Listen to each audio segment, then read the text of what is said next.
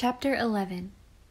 When the letter came from Teddy, the first letter for so long, Emily's hand trembled so that she could hardly open it. "I must tell you of a strange thing that has happened," he wrote. "Perhaps you know it already, and perhaps you know nothing and will think me quite mad. I don't know what to think of it myself. I only know what I saw, or thought I saw. I was waiting to buy my ticket for the boat train to Liverpool. I was to sail on the Flavian. Suddenly, I felt a touch on my arm. I turned and saw you. I swear it. You said, 'Teddy, come.' I was so amazed I could not think or speak. I could only follow you. You were running. No, not running. I don't know how you went. I only knew that you were retreating. How rotten this all sounds. Was I crazy? And all at once you weren't there, though we were by now away from the crowd in an open space where nothing could have prevented me from seeing you.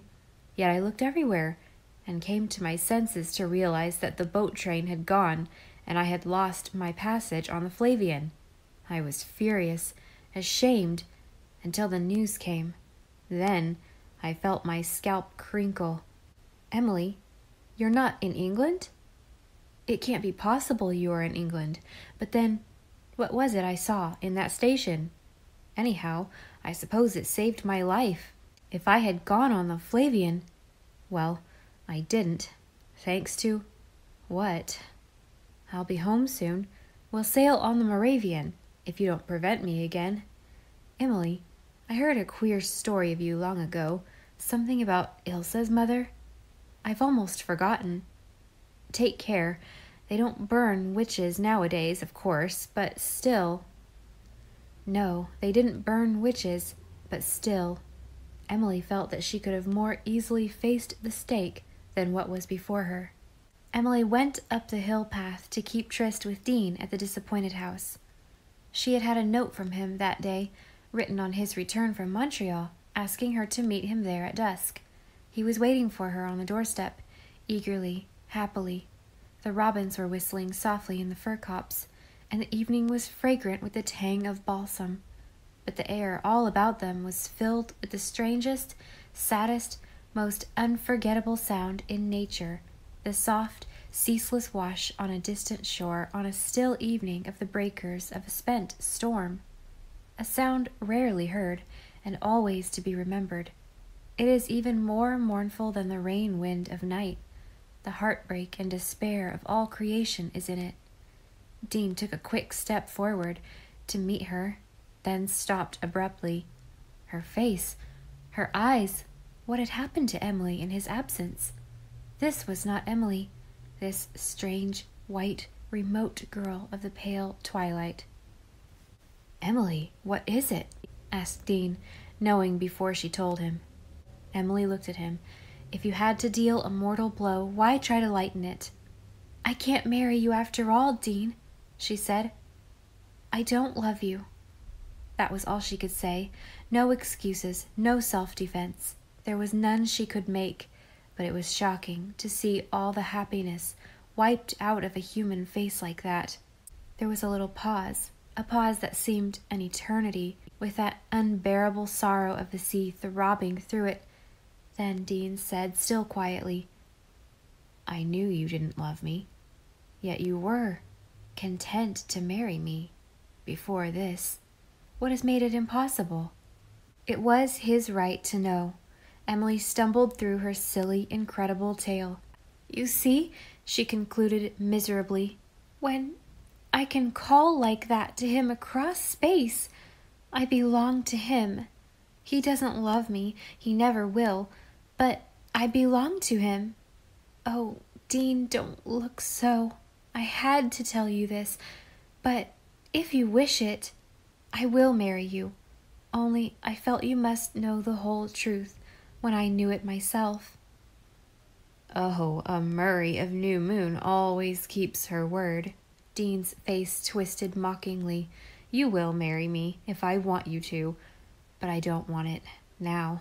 I see how impossible it is just as clearly as you do. I will not marry a woman whose heart is another man's." "Can you ever forgive me, Dean?" "What is there to forgive? I can't help loving you, and you can't help loving him. We must let it go at that. Even the gods can't unscramble eggs. I should have known that only youth could call to youth, and I was never young. If I ever had been, even though I am old now, I might have held you." He dropped his poor gray face in his hands. Emily found herself thinking what a nice, pleasant, friendly thing death would be. But when Dean looked up again, his face had changed. It had the old, mocking, cynical look. "Don't look so tragic, Emily. A broken engagement is a very slight thing nowadays, and it's an ill wind that blows nobody good. Your aunts will thank whatever gods there be, and my own clan will think that I have escaped as a bird out of the snare of the fowler. Still, I rather wish that old Highland Scotch grandmother who passed that dangerous chromosome down to you had taken her second sight to the grave with her." Emily put her hands against the little porch column and laid her head against them. Dean's face changed again as he looked at her. His voice, when he spoke, was very gentle, though cold and pale.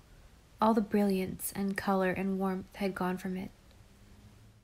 "Emily, I give your life back to you.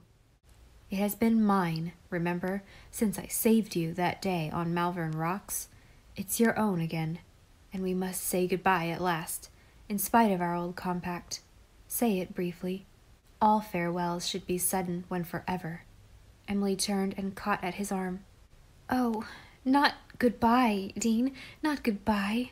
Can't we be friends still? I can't live without your friendship." Dean took her face in his hands. Emily's cold face that he had once dreamed might flush against his kiss, and looked gravely and tenderly into it. "We can't be friends again, dear." "Oh, you will forget. You will not always care. A man must die to forget you, I think." "No, Star, we cannot be friends. You will not have my love, and it has driven everything else out. I am going away. When I am old, really old, I will come back and we will be friends again, perhaps." "I can never forgive myself." "Again, I ask, what for? I do not reproach you. I even thank you for this year.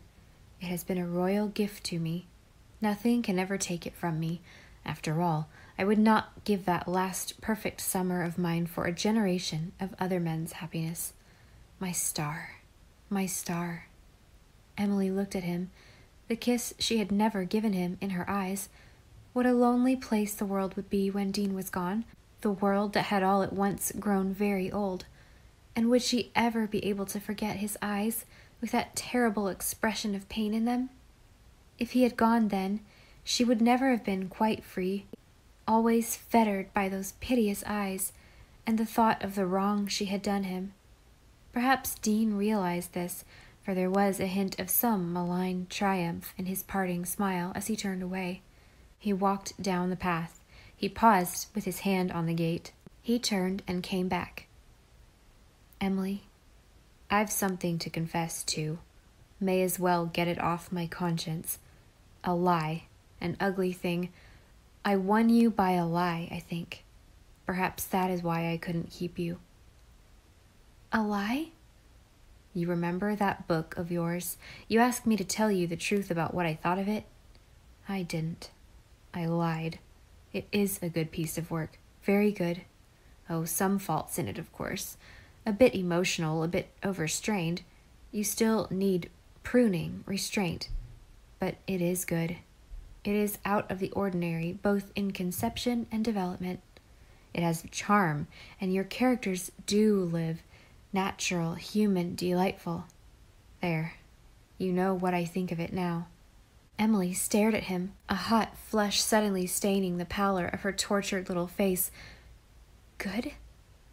And I burned it," she said in a whisper. Dean started. "You burned it?" "Yes, and I can never write it again." "Why?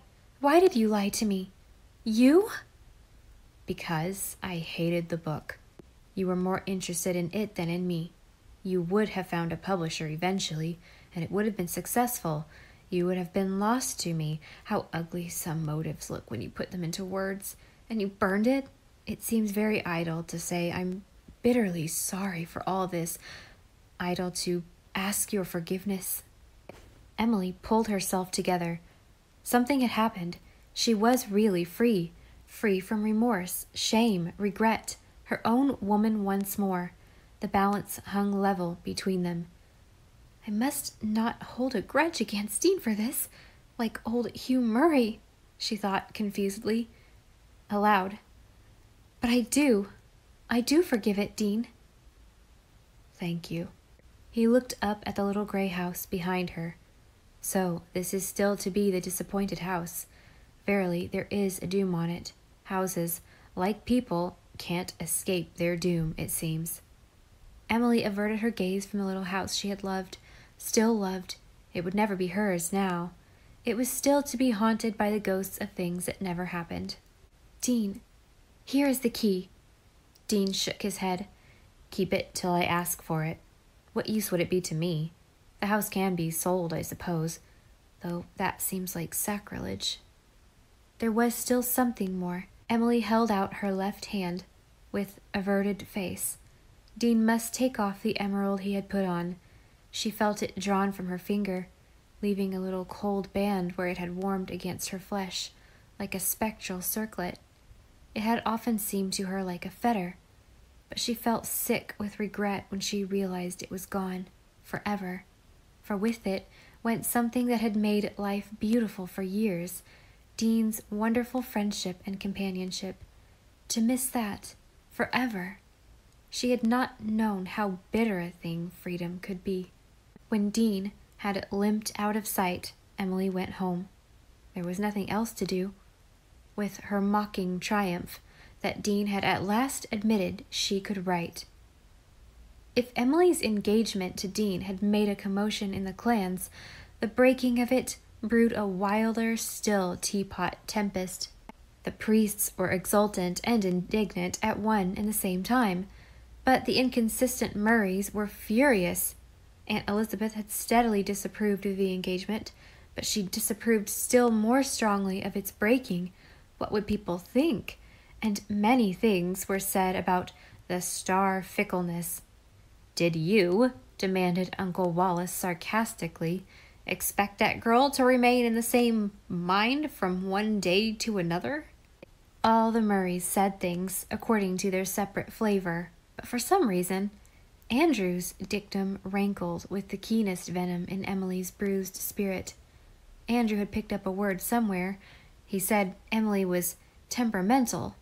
Half the Murrays did not know just what it meant, but they pounced on it eagerly. Emily was temperamental, just that. It explained everything. Henceforth it clung to her like a burr. If she wrote a poem, if she didn't like carrot pudding when everybody else in the clan did, if she wore her hair low when everyone else was wearing it high, if she liked a solitary ramble over moonlit hills, if she looked some mornings as if she had not slept, if she took a notion to study the stars through a field glass, if it was whispered that she had been seen dancing alone by moonlight among the coils of a new moon hayfield, if tears came into her eyes at the mere glimpse of some beauty, if she loved a twilight tryst in the old orchard better than a dance in Shrewsbury, it was all because she was temperamental. Emily felt herself alone in a hostile world. Nobody, not even Aunt Laura, understood.